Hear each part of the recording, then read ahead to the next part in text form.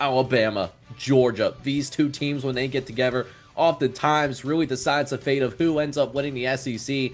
But while Georgia is coming in as a top three team in the nation, coming off of a ranked win as well against the Tennessee Volunteers and really what was a championship level performance, Alabama, on the other hand, they're reeling a little bit. We saw them get out physical by Florida State to begin the year back in week number 1. They have recovered nicely, I thought, being able to be dominant since then, dominating against UL Monroe and in Wisconsin, two teams that aren't supposed to be very good, but Alabama has dominated since then, so I do want to give the Crimson Tide credit for that. Georgia is going to be a much different story, though.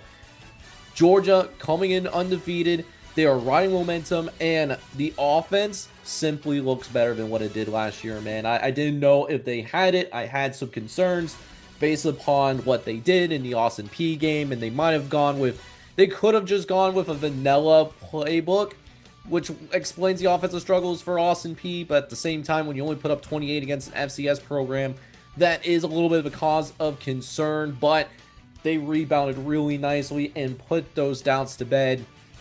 Georgia, man, they're coming out led by Gunnar Stockton, who has taken that next step. He has moved forward from, being that game manager that we saw late last season when he came in the middle of the SEC title game last year, as well as their playoff game against Notre Dame, and has came out and straight up won a game.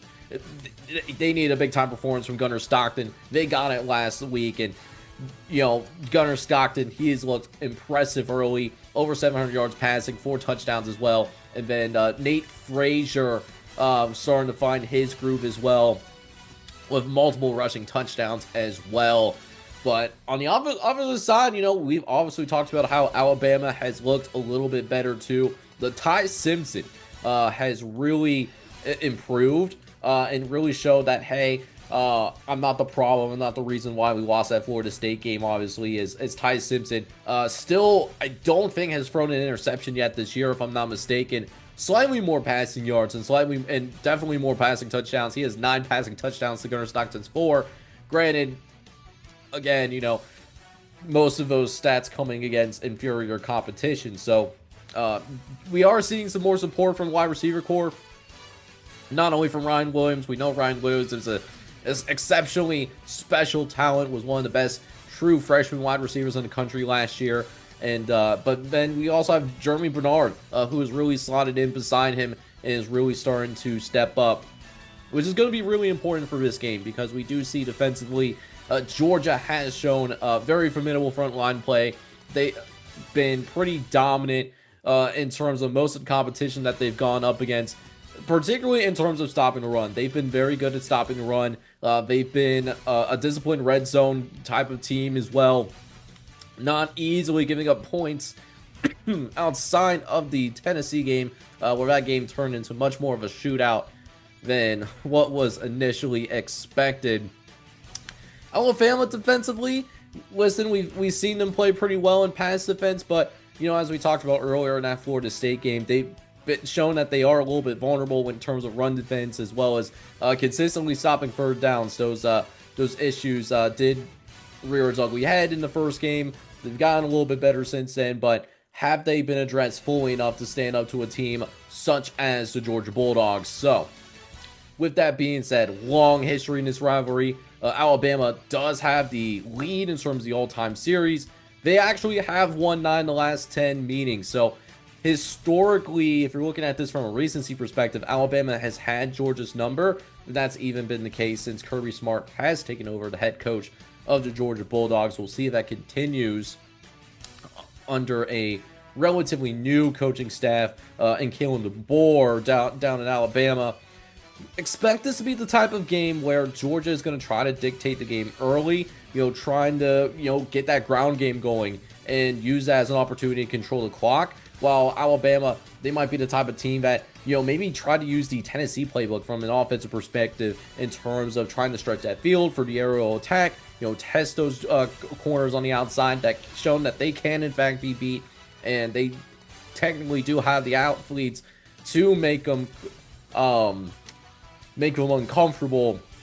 And then speaking of making Georgia uncomfortable, really trying to get them into 3rd and long situations so they can't use that ground game as much, that ground and pound focus, and maybe force them to try to attack their strengths instead of attacking their weaknesses in a 3rd and long perspective. So again, let's go ahead and check the model, and we do have some disagreement here between the model and FanDuel, right? So FanDuel is saying Georgia should be a short favorite at 2.5 points, while the model is saying that the wrong team is favored right now, that Alabama should actually be favored by a field goal.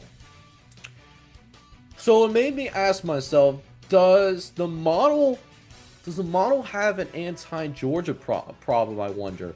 Because we seen this song and dance just a couple of weeks ago, right? Where we did end up seeing Georgia, despite being considered an underdog by our model, by Tennessee, they were still able to go in, and they were still able to beat Tennessee and defy the expectations of the model. So that's something that I'm very curious about, if there is an inherent anti-Georgia problem. Because to be fair, and this is not this is the first year that this channel has been around, but not the first year that I've used this model. This is year 3.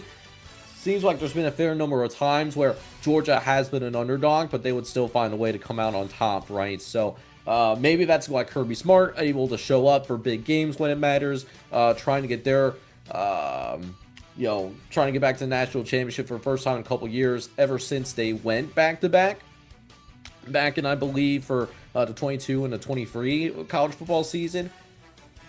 I look at it this way, right? I think Georgia at this point is a little bit more battle-tested, being able to go into Neyland Stadium a couple of weeks ago, finding a way to get a win, even though the defense didn't play up to the Georgia standard, per se, whereas for Alabama, yes, they look dominant, but Georgia is a team that is more than capable of doing what Florida State did in the first week of the season when Alabama traveled down to Tallahassee, Florida, and punch you in the mouth with the ground game. Georgia is certainly a team that is also capable of doing that as well.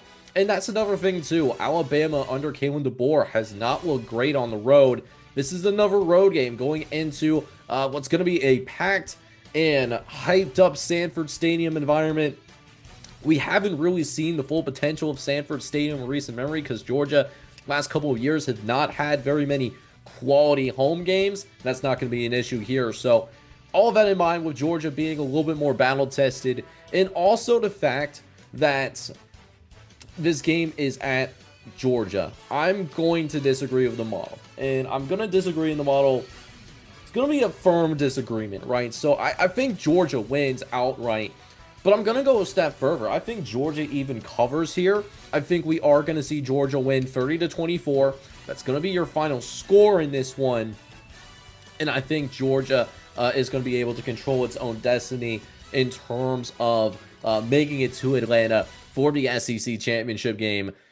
Definitely a game that has some big expectations, even though Alabama does already have a loss on its resume. But we'll see what happens when the lights go up and the sun goes down.